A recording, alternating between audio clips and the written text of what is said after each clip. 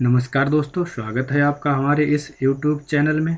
आइए, हम लोग जो है चक्रवृद्धि ब्याज को पढ़ रहे थे और चक्रवृद्धि ब्याज की आज ये जो है चौथी क्लास है। जिस किसी ने पिछली 3 क्लासें नहीं देखी हैं तो वो तीनों क्लासें जाके पीछे देख सकते हैं। जी हाँ, लेकिन पहली क्लास देखना बहुत ही ज़रूरी है क्योंकि पहली क्लास में बेसिक जानकारी चक्रवृद्धि ब्याज के बारे में दी गई थी।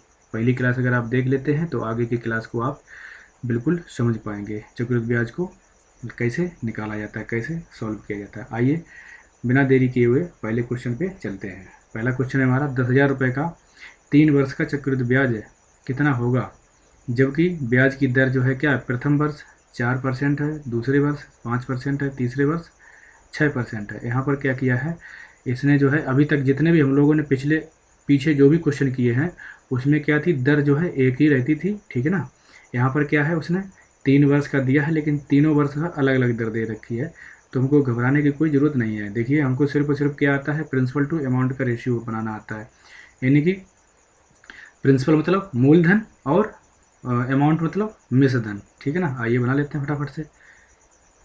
प्रिंसिपल टू अमाउंट का रेशियो बना लेते हैं। और देखिए वही काम करेंगे क्या जो पिछले क्वेश्चन हम करते आए हैं। क्या करेंगे, इसकी जो है फ्रैक्शन वैल्यू बनाएंगे। इसकी फ्रैक्शन वैल्यू क्या हो जाएगी, अगर जिस किसी को नहीं आती है तो लीजिए मैं बता दे रहा हूँ।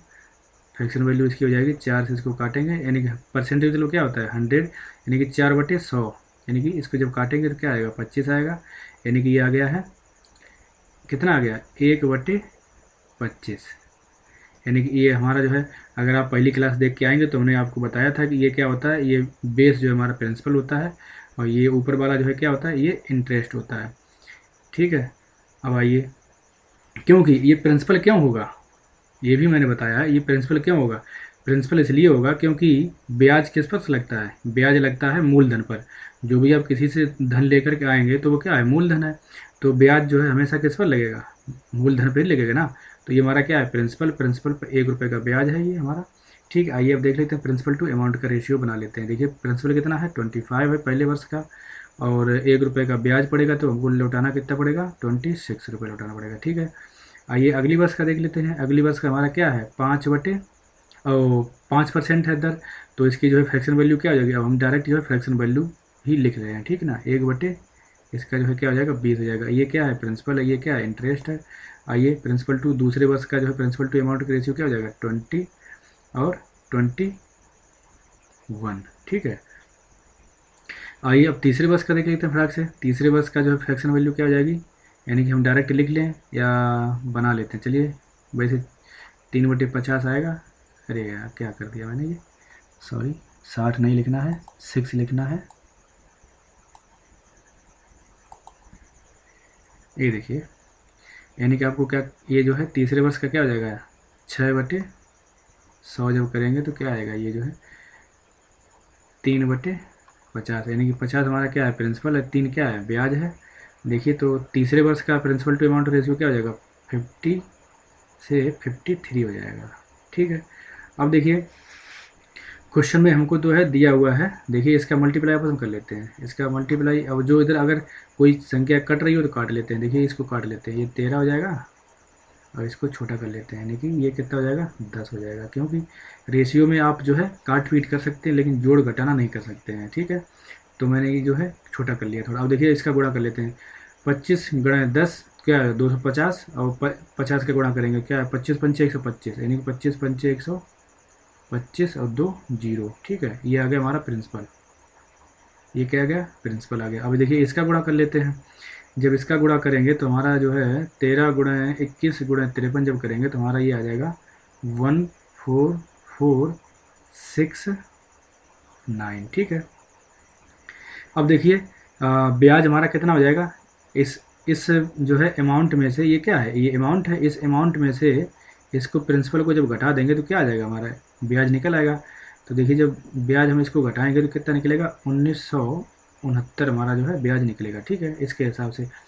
अब आइए हमारा जो है क्या है, क्वेश्चन में प्रिंसिपल कितना दिया हुआ है, 10,000 दिया हुआ है।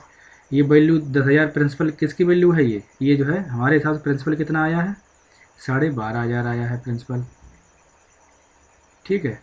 और बताना क्या है हमको, जिसकी वैल्यू चाहिए होती है उसका क्या करते हैं, गुणा करते हैं। अगर आप पहली क्लास देख के आएंगे तो आपको पक्का ये समझ में आएगा, ठीक है। यानी कि वैल्यू किसकी चाहिए हमको, ब्याज बताना है, तो ब्याज हमारा क्या है 19, इसका जो है इसके साथ में गुणा कर देते हैं 1969।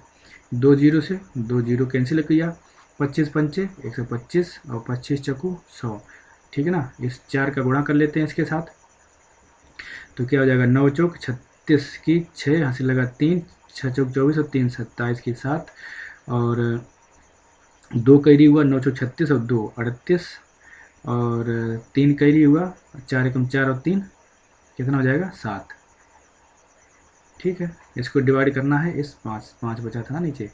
अब ये हमारा जो है आंसर निकलने वाला है यही। कट कट करिए, 5 एकम 5, 2 बचा है तो कितना हो गया 28 हो गया, और पचम 25, 5 आ गया, इसके बाद 3 बचा है 37 हो गया, 5 सत्ते 35, इसके बाद 2 बचा है तो 26 हो गया है, तो पचम 25। अब 1 बचा है, 1 बचा है दशमलव लगाएंगे तो क्या करेंगे 0 बढ़ाएंगे, इसके बाद 10 हो जाएगा, और इसके बाद क्या करेंगे 5 दूनी 10, यानी कि 1575 रुपये 20 पैसा। ऑप्शन नंबर सी हमारा सही है आंसर। आइए अगला क्वेश्चन देख लेते हैं फटाफट से। 16,000 का 20% वार्षिक दर से 9 माह का चक्रवृद्धि ब्याज कितना होगा, जबकि ब्याज क्या है, ये तिमाही है। ब्याज क्या है, तिमाही है, यानी कि एक वर्ष में तिमाही कितनी बनेगी 4, एक वर्ष में तिमाही कितनी बनेगी 4। तो हमको जो है क्या करना है, दर जो दे रखी है 20%, इसको जो है 4 से भाग कर लेना है, क्योंकि दर जो है हमको तिमाही पता करनी है, यानी कि 4 पंचे 20, यानी कि दर हमारी क्या आ गई है तिमाही, ये क्या है तिमाही है ये, ठीक है। तिमाही दर जो है 5% आ गई। आइए अब 5% को जो है क्या करेंगे, हर क्वेश्चन की तरह करेंगे, क्या करेंगे, हमको सिर्फ सिर्फ जो है प्रिंसिपल टू अमाउंट का रेशियो ही बनाना है कुल मिला के। इसको जो है क्या करेंगे फ्रैक्शन वैल्यू में तोड़ लेंगे, तो क्या आ जाएगी इसकी फ्रैक्शन वैल्यू 1/20 आ जाएगी, ठीक है। ये क्या है प्रिंसिपल है 20, 1 रुपये क्या है इंटरेस्ट है। आइए प्रिंसिपल टू अमाउंट का रेशियो बना लेते हैं फटाक से। प्रिंसिपल टू अमाउंट का रेशियो बनाएंगे तो क्या है 20 रुपये हमारा क्या है प्रिंसिपल है, अमाउंट 1 रुपये बढ़ जाएगा 21 हो जाएगा। अब क्या करा है 9 माह का, 9 माह में जो है कितनी तिमाही बन जाएंगी, 9 माह में जो है 1 2 3, यानी कि 3 तिमाही बन जाएंगी, ठीक है ना। तो 20 से 21, ये 20 से 21 क्या, ये 3 महीने में है, ये जो है 20 से 21 3 महीने में है, ये 20 से 21 3 महीने में हो जाएगा, ठीक है। आइए अब क्या करते हैं, इसको आपस में मल्टीप्लाई कर लेते हैं, क्या हो जाएगा 2 दूना 4, 4 दूनी ये क्या हो गया 8,000 हो गया। ये क्या हो जाएगा 21 की क्या 441, और 441 और 21 गुणा करेंगे तो हमारा होता है 9261, क्या होता है 9261 होता है 21 का क्यूब। आइए अब इसमें से जो है इसको घटा लेते हैं, तो हमारा ब्याज यहाँ से क्या निकलेगा, ब्याज इसका हो जाएगा 1261, क्या हो जाएगा 1261, ठीक है 8, हाँ 1261 हो जाएगा, ठीक है। अब देखिए क्या कह रहा है, हमको जो है क्वेश्चन में 16,000 रुपये प्रिंसिपल दिया हुआ, ठीक है। ये वैल्यू किसकी है, हमारे साथ प्रिंसिपल कितना है 8,000 है, 8,000 नीचे रखेंगे। अब बताना क्या है हमको, ब्याज बताना है, तो हमारा ब्याज इसकी वैल्यू बतानी है, जिसकी वैल्यू चाहिए होती है उसका गुणा करते हैं, जिसकी वैल्यू चाहिए होती है उसका गुणा करते हैं, ठीक है। ये जो है आपका जो है 2 टाइम्स कट जाएगा, ठीक है। ये आ गया 2, अब इसका जो है आपस में गुणा कर लेते हैं, क्या आ जाएगा 2 1 में 2, और 6 दूनी 12 की 2, कैरी हुआ 1, 2 दूना 4 और 1 5, इसके बाद 2 एकम 2, यानी कि क्या आ जाएगा 2522 हमारा जो है राइट आंसर आ गया, ऑप्शन नंबर सी। आइए अगला क्वेश्चन देख लेते हैं फटाक से। क्या है, अर्धवार्षिक रूप से संयोजित चक्रवृद्धि ब्याज की दर 12% दर से क्या है 2500 रुपये की राशि कितने वर्ष में 2809 रुपये हो जाएगी। देखिए इसमें जो है हमको प्रिंसिपल और अमाउंट का रेशियो बना के दे दिया, ये क्या है हमारा, ये प्रिंसिपल है, ये हमारा क्या है अमाउंट है। अभी तक हम क्या कर रहे थे, प्रिंसिपल टू अमाउंट का रेशियो बना के वहाँ पे जो है पहुँच रहे थे। यहाँ पर जो हमको डर दिया हुआ है, प्रिंसिपल टू अमाउंट दे रखा है पहले से, ठीक है। देखिए हमको दर क्या है, दर है हमारी क्या है छमाही, दर जो है हमारी है छमाही, ठीक है। तो हम जो है एक वर्ष में कितनी 2 छमाही हो जाएंगी, यानी कि जो है तो हम दर को क्या कर लेंगे 6 से भाग कर लेंगे, नहीं 2 से भाग कर लेंगे, हाँ क्योंकि 2 छमाही होगी ना, तो दर हमारी क्या बनेगी 6 महीने की दर कितनी रहेगी 6%, यानी कि ठीक है ना 6 महीने की दर है 6% रहेगी। अब इसको क्या करेंगे, इसकी फ्रैक्शन वैल्यू बना लेंगे, तो इसकी फ्रैक्शन वैल्यू क्या हो जाएगी, 3/50। ये क्या है हमारा प्रिंसिपल है, ये क्या है हमारा इंटरेस्ट है, ठीक है। प्रत्येक क्वेश्चन की तरह हमको सिर्फ और सिर्फ प्रिंसिपल टू अमाउंट का रेशियो ही सीखना है पूरे चैप्टर को ख़त्म करने के लिए, ठीक है। आशा करता हूँ आप तक अभी तक जो है सीख चुके होंगे, क्योंकि आपकी ये चौथी क्लास है। प्रिंसिपल टू अमाउंट देखिए, प्रिंसिपल कितना है 50 है, और 3 रुपये का ब्याज पड़ जाएगा, तो कितना हो जाएगा 6 महीने में 53। ये क्या है 50 से 53 कितने महीने में हुआ है, ये 6 महीने में हुआ है, ठीक है। यानी कि जो है, और क्या है अर्धवार्षिक है, तो कितने वर्ष में है ना, हाँ ठीक है। तो कितने वर्ष में बताना है, देखिए कितने वर्ष में जो है ये क्या है 2500, और ये जो है क्या है 2800, 9 हो जाएगा। अब देखिए ये जो है हमारा कुछ कटेगा नहीं कटेगा, ये जो है हमको जो अब डायरेक्ट जो है, अगर ये जो है हमको दिख रहा है या क्यूब हो सकता है या ये वर्ग होगा 100%, ठीक है। ये क्या होगा, या क्यूब होगा या वर्ग होगा, परफेक्ट 100% होगा, ठीक है। अब देख लीजिए, ये जो है 2500 बनाने के लिए हमको क्या करना पड़ेगा, एक बार और 50 का गुणा करना पड़ेगा। तो इस तरह से अब यहाँ पर भी ये 2809 बनाने के लिए क्या करना पड़ेगा, यानी कि 50 से 53 का यहाँ पर भी गुणा करना पड़ेगा। इसके मतलब क्या है, ये क्या है 6 महीने का ये है, और 6 महीने का ये है। तो हमको पूछा क्या है उसने, कितने वर्ष में, वर्ष पूछ रहा है, तो 6 महीना और प्लस 6 महीना, ये कितना हो जाएगा 12, यानी कि 12 क्या होगा, ये महीने हो गए, क्या हुआ ये 12 महीने, यानी कि 1 वर्ष। आंसर क्या आने वाला है, एक वर्ष। ऑप्शन नंबर ए हमारा राइट आंसर है। आइए अगला क्वेश्चन देखते हैं। अगला क्वेश्चन है, किसी राशि पर 8% वार्षिक चक्रवृद्धि ब्याज की दर से प्रथम वर्ष का ब्याज 48 रुपये है, दूसरे वर्ष का जो है ब्याज क्या होगा। देखिए इसको जो है कुछ नहीं करना है, हमको जो है दूसरे वर्ष, सिर्फ और सिर्फ क्या है दूसरे वर्ष का ब्याज बताना है। तो यानी कि हमारा 48 रुपये तो ब्याज रहेगा ही रहेगा, और दूसरे वर्ष में हमारा क्या बढ़ेगा, यानी कि ब्याज पर ब्याज बढ़ेगा। तो हम क्या करेंगे, कुछ नहीं, सिंपली करेंगे ब्याज पर ब्याज ही हम जो है कैलकुलेट कर लेंगे। यानी कि 48 रुपये पर 8% के अनुसार कितना हो जाएगा, निकाल लेते हैं, बस इतना ही हमको करना है, और प्लस 48 में जोड़ देना है बाद में। यानी कि ये हमारा क्या हो जाएगा 8 बटू 64 की 4 जो है कैरी हुआ 6, और 8 चौको 32 और 6 38, 8 चौको 32 और 6 38, और 2 डिजिट के बाद क्या है दशमलव हो जाएगा, है ना। ये 100 से भाग करेंगे तो इसके बाद अब देखिए क्या करेंगे, 48 में प्लस जो है हमको 3.84 जोड़ देना है, क्योंकि 48 तो हमारा रहेगा ही रहेगा, प्लस ब्याज पर ब्याज हमारा बढ़ेगा केवल, ठीक है ना। तो वही मैंने कैलकुलेट कर लिया है। तो क्या करेंगे, सिंपली 48 में 3.84 को ऐड कर देंगे, है ना। देखिए क्या हो जाएगा 4 8 8 3 11 की 1 4 और 1 5, यानी 51 रुपये 84 पैसा। ऑप्शन नंबर बी हमारा राइट आंसर है। आइए अगला क्वेश्चन देखते हैं। कोई भी धनराशि ब्याज से क्या है 15 वर्ष में दुगना हो जाती है, ठीक है ना।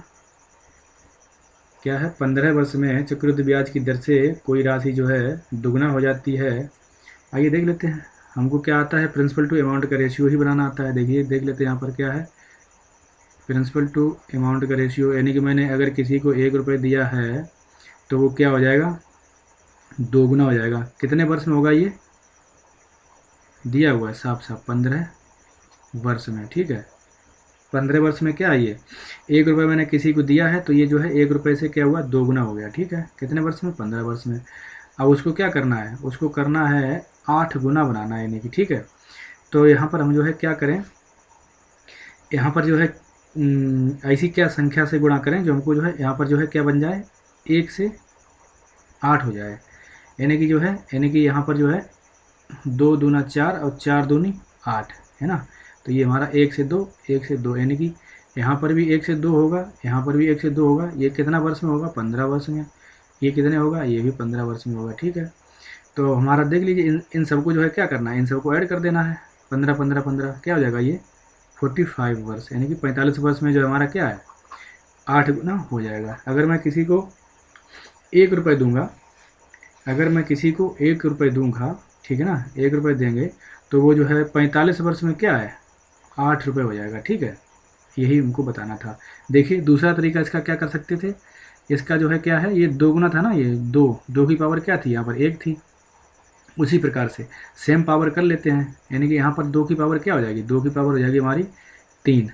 क्या हो जाएगी 2 की पावर 3 हो जाएगी ना, हाँ ठीक है, 2 की पावर 3 हो जाएगी। इसको जो है गुना को क्या किया मैंने, बेस सेम कर लिया यहाँ पर भी, यानी कि 2 की 2 गुना है तो 2 की पावर 1, यहाँ पर भी मैंने क्या किया 2 की पावर 3 हो गया। यानी कि बेस को समान करने के बाद हम क्या कर सकते हैं, इस बेस का इस टाइम में गुणा कर सकते हैं डायरेक्ट आंसर निकालने के लिए। अगर आप कहीं एग्जाम में हैं और आपको इतना नहीं करना है तो आप जो है डायरेक्ट आप आंसर इस तरह से निकाल सकते हैं।